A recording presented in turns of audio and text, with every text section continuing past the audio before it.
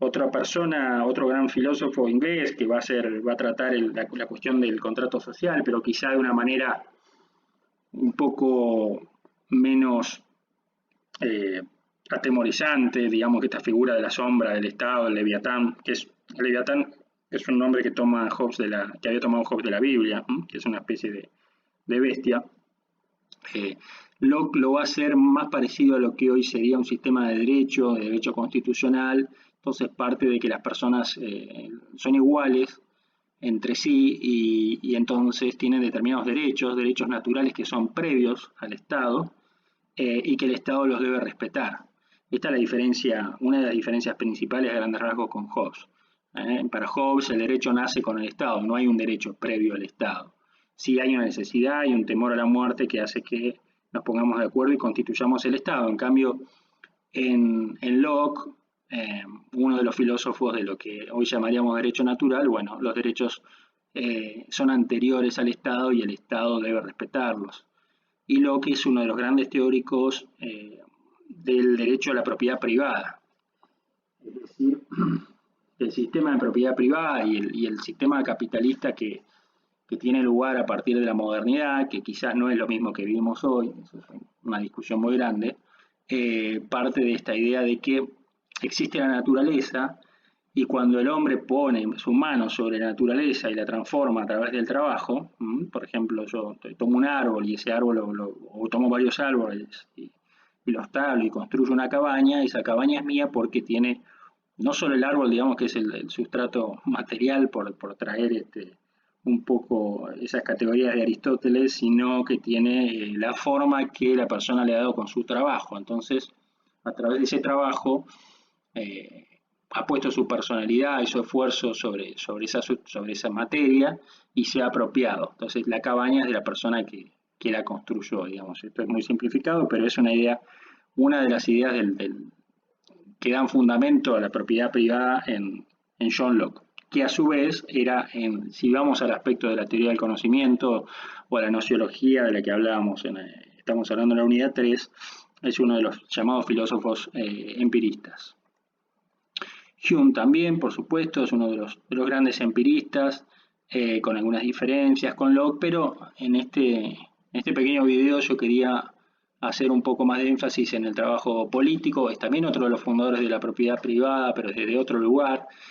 Y su teoría de la justicia, o su teoría de la moral, para él, digamos, era lo mismo, no traza diferencias. Está resumida en este libro de 1751, cuando Hume cumplió los 40 años, y es un libro que hoy tiene vigencia porque está relacionado con los actuales estudios en neuroética. Es decir,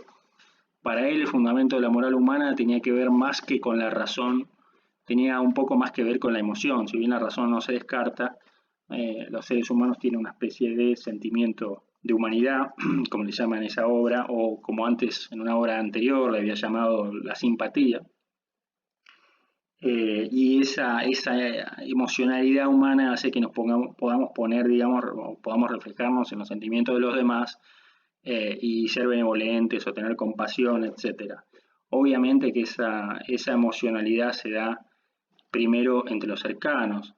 es decir, por ejemplo, el amor de los padres a los hijos, o que tenemos con los amigos o los más cercanos, y se va diluyendo eh, en la medida en que ese círculo de personas se va alejando. Es decir, no tenemos ese mismo sentimiento de humanidad frente a personas que no conocemos o que no nos son tan cercanas. Entonces ahí aparece un poco la razón como para moderar o para calibrar esa emocionalidad primaria, pero que es la base de su teoría moral. Eh,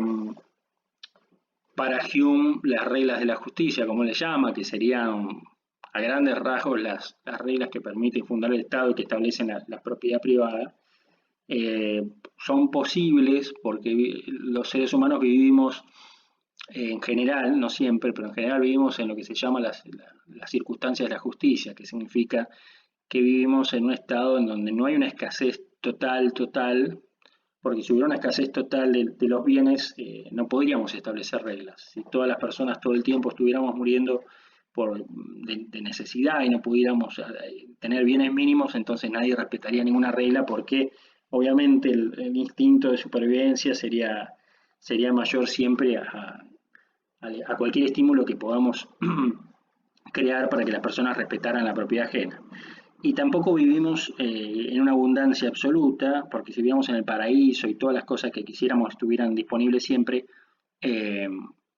tampoco estableceríamos reglas de la propiedad privada, porque las cosas serían infinitas o serían mayores a nuestras necesidades y a nuestros caprichos, entonces tampoco tendría sentido distinguir entre lo que es de uno y lo que es del otro. Finalmente, las circunstancias de la justicia también incluyen ciertas notas sobre el carácter moral del ser humano, y Hume dice que si fuéramos personas absolutamente generosas y identificados con las necesidades de las demás personas, tampoco necesitaríamos reglas. Es decir, en una sociedad de ángeles las reglas serían absurdas, porque las personas,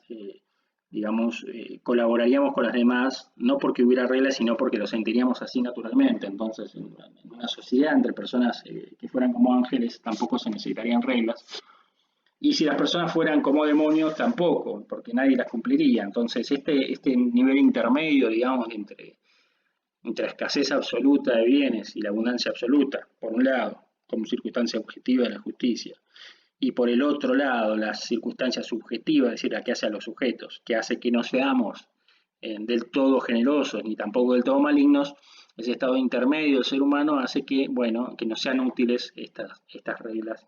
de la justicia, del Estado y de la propiedad y sobre todo el Estado como una especie de motivadora que cumplamos estas promesas y estas reglas. Voltaire, para salir un poco de lo que es Inglaterra, es un filósofo francés muy famoso. No es un filósofo particularmente adepto a la democracia, sí a lo que se llamaba la monarquía ilustrada, es decir, la idea de que había que educar al rey o a los reyes o a los gobernantes, es decir, había que a través de la razón llegar, digamos, a las personas que ejercían el poder y el gobierno y tratar de convencerlas o demostrarles cuál era la mejor forma de hacer feliz a su pueblo. Esa era su tarea. La tarea del gobernante es que su pueblo, sus protegidos vivan bien, y entonces este movimiento de la monarquía ilustrada hizo que Voltaire realmente pudiera influir en muchas personas que ejercían no solamente en su país, sino en otros países, fuera muy reconocido y trataran de seguir un poco los lineamientos de su obra. Es decir, la idea de que a través de la razón, a través de pensar, podíamos descubrir qué era lo mejor para el pueblo. En este sentido, podemos trazar con un gran salto histórico alguna relación entre Voltaire y por ahí el intelectualismo moral de Sócrates o Platón, es decir, en el sentido de que a veces las personas, y bueno, sobre todo en este caso los poderosos, ¿y por qué los poderosos son importantes? Porque sus errores y así como sus aciertos tienen muchísimo más efecto que el de las personas normales, por la situación, por la posición que ocupan. Entonces es muy importante que estas personas que ejercen poder conozcan bien qué es lo que se debe hacer. Entonces esto de que a veces el mal, digamos, obedece a la ignorancia, es una idea muy socrática. Bueno, quizá está de alguna forma en Voltaire. Entonces educar al soberano, pero en este caso el soberano no es el pueblo, sino que es el rey, era una de las tareas de los filósofos. Y a su vez luchar o terminar de despejar las tinieblas de la Edad Media. Es decir, Voltaire es una persona que en su obra, es decir, que se llama Diccionario Filosófico, pero en realidad no es un diccionario en el sentido en que hoy entendemos un diccionario, que tiene un articulito, una palabra muy breve, sino que es un conjunto de ensayos que están organizados alfabéticamente, pero cada ensayo a veces son 3, 4, 5 páginas.